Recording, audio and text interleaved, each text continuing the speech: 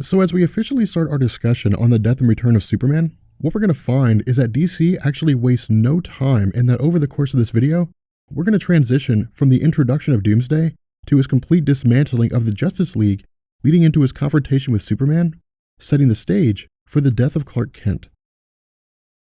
So in our last video on Doomsday and the events leading up to this story, we had talked about how Superman had fallen out of relevancy following Crisis on Infinite Earths, and had been steadily losing the battle for sales against Batman. Where DC had intended to launch a year-long event which culminated in his marriage to Lois Lane, because DC had to work alongside the New Adventures of Lois and Clark TV show, which could write the marriage of Clark and Lois as a part of their series and garner more money for DC from their end, the decision was made to have the writers of Superman stories return to the drawing board and mock up a new year-long event which would focus on returning him to relevance. Electing to kill Superman rather than marry him to Lois, in the final pages of the Man of Steel issue number 17, Superman issue number 73, Adventures of Superman number 496, and Action Comics issue number 683, DC featured an enigmatic being shrouded in green, punching his way through a metal wall with the caption "Doomsday is coming," leading to Man of Steel issue number 18 with the first full on-panel appearance of Doomsday.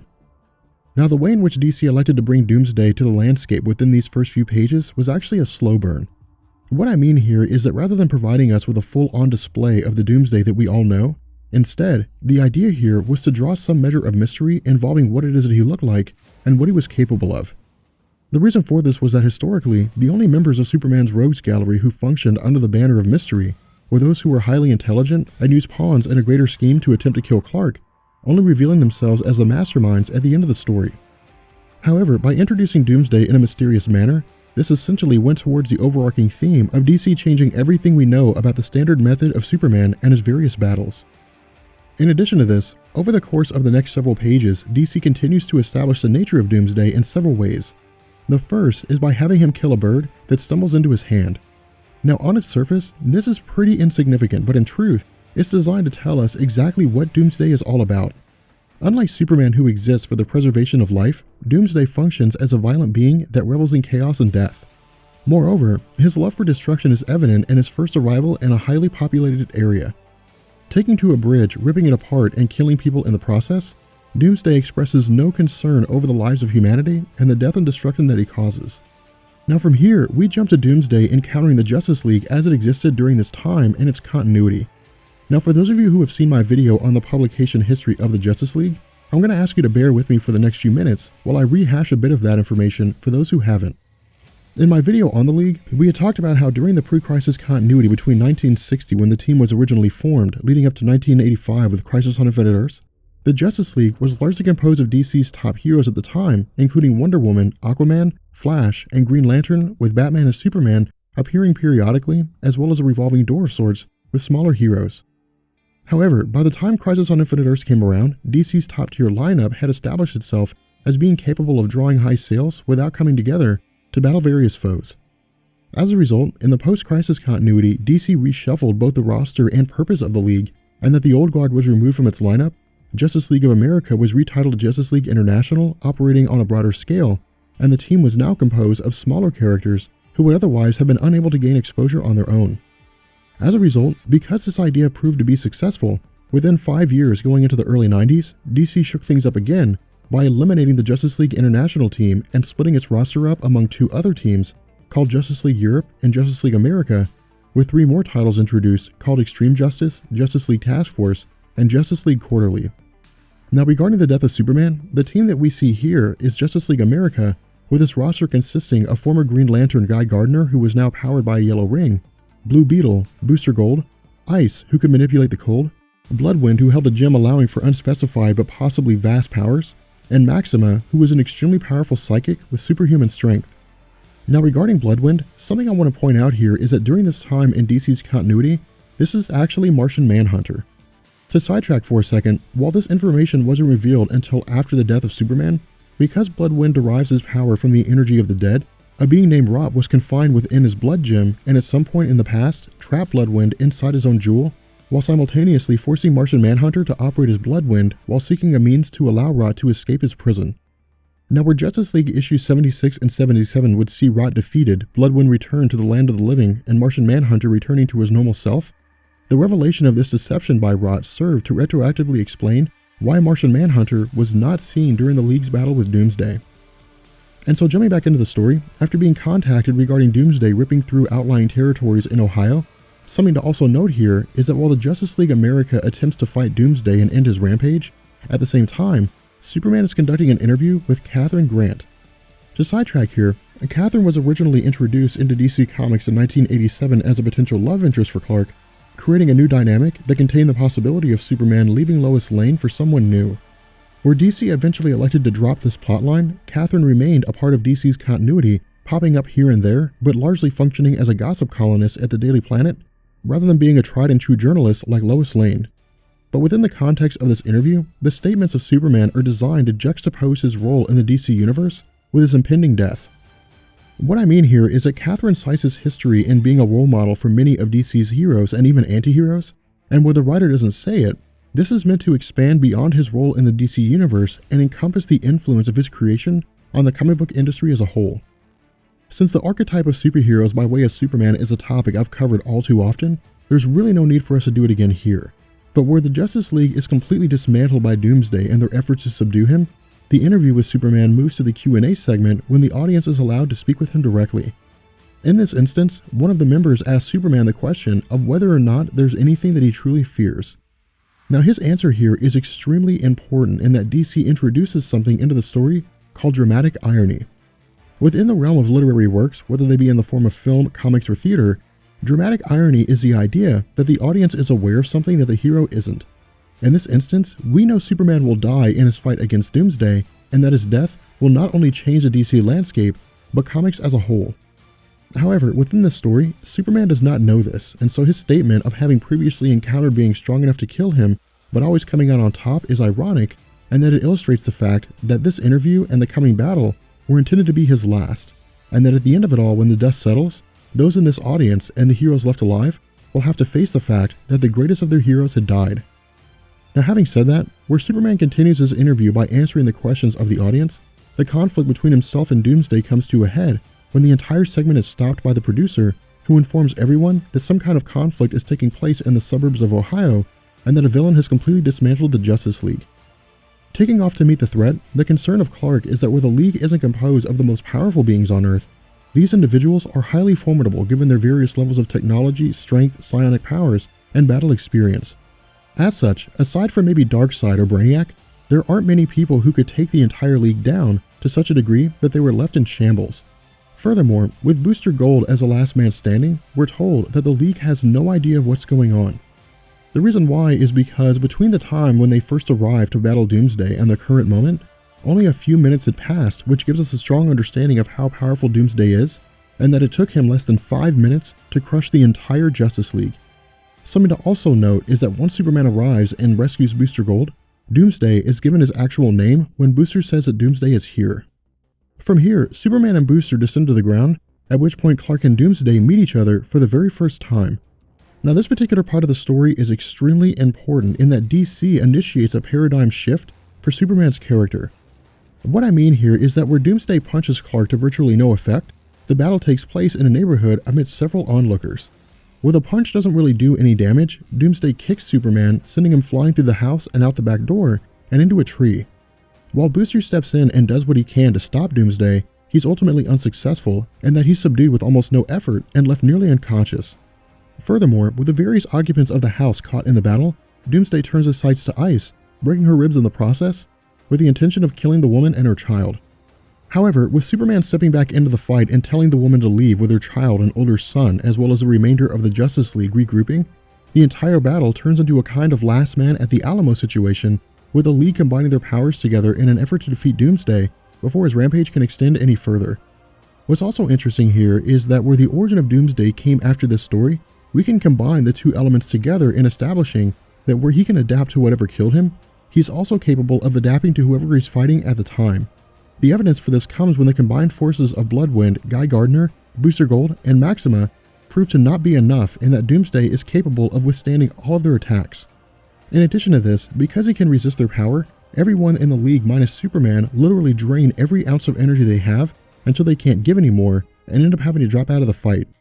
Now the purpose of this is again to weed out the League and essentially empty the field of everyone who could do battle against Doomsday except for Superman. However, something I also want to do here is have a quick discussion on Batman, Wonder Woman, The Flash, and Hal Jordan. With a story like this which involves Superman and the Justice League fighting against Doomsday, we would normally expect and eventually see the rest of DC's core lineup make some kind of an appearance. But because DC was looking to create a situation where this question wouldn't be asked by fans who were following the complete continuity at the time, a series of stories were produced which answered this question. For Batman, his character was dealing with the prelude to the Nightfall story arc involving the return of Black Mask, Metalhead, and a host of other villains, all of whom had launched an attack against the Bat family and Commissioner Gordon at the orders of Bane. Under writer George Perez, Wonder Woman had been trapped in deep space by way of the actions of a villain named Thomas Asquith Rudolph, where she was eventually taken prisoner on a war planet.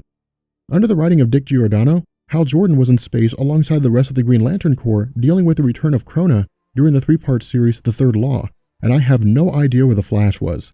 But regardless, the result was that among the core members of DC's lineup, Superman was effectively the last man standing as the only individual capable of dealing with the threat that Doomsday represented. Now, one of the most important things to come out of this portion of the story is the fact that Superman actually gambles the lives of innocent civilians, potentially leaving them to die. The reason why this matters is that where his Golden Age counterpart routinely killed people, once Superman had become a larger-than-life character in DC Comics during the Silver Age, there was a strict no-killing policy, meaning that while the Man of Steel would pummel villains to the point of near death, he would never actually kill them. More so than that, in virtually all instances, Superman would actually abandon his attempts to fight a villain in order to ensure innocent lives were spared during a battle. Now, to focus a little more on this, the no-kill rule of Superman's history wasn't necessarily a rule laid down by editors so much as it was a rule that evolved on its own. What I mean here is that during the 1950s, when Superman was increasing in popularity under Mort Weisinger, because the need was there for villains who could consistently return rather than forcing writers to create new villains all the time, it made no sense to have the Man of Steel engage in a fight with the antagonist and then kill him due to the fact that it would eliminate the opportunity for the villain to return. Instead, the tradition was born allowing for morality tales where criminals could learn from their actions, finding redemption in the process, while simultaneously allowing for the most hardened villains to continue coming back, challenging Superman in various fights. Now, having said that, in this conflict, when one of the houses is set ablaze, allowing Doomsday the opportunity to get away, Superman seems to cast aside the idea of saving the innocent civilians in favor of ensuring that Doomsday does not escape. Now, for those of you looking to the idea of Superman letting these people die, this is actually not the case, and instead, Superman focuses on dealing with Doomsday as fast as possible with the intention of returning and helping the innocent people. Now, something that I thought was really cool about this was that it's actually a classic example of game theory. To sidetrack here, game theory is the idea of using mathematical probabilities to determine the most likely course of action someone will take when the success of their choices depends on the choices of others. In this instance, with Superman dealing with Doomsday, the success of his ability to incapacitate his foe depends on the success of the Justice League to muster the little energy they have left, rescue the innocents, and escape the building before anyone dies.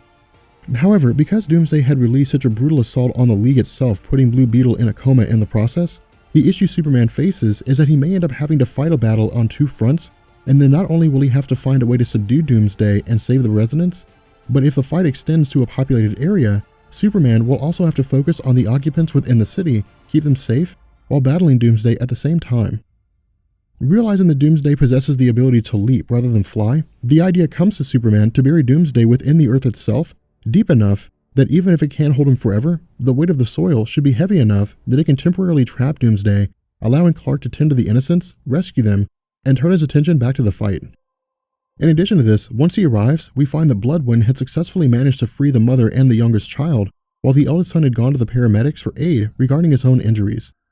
Taking the mother and her child out of the flames and bringing them to the ambulance for analysis of their injuries, DC began the process of dropping hints regarding Martian Manhunter impersonating Bloodwind, and that rather than sticking around, he simply teleports away. From here, we move away from the conflict between Superman and Doomsday and travel to Metropolis to pick up with Lois Lane, Supergirl, and Lex Luthor.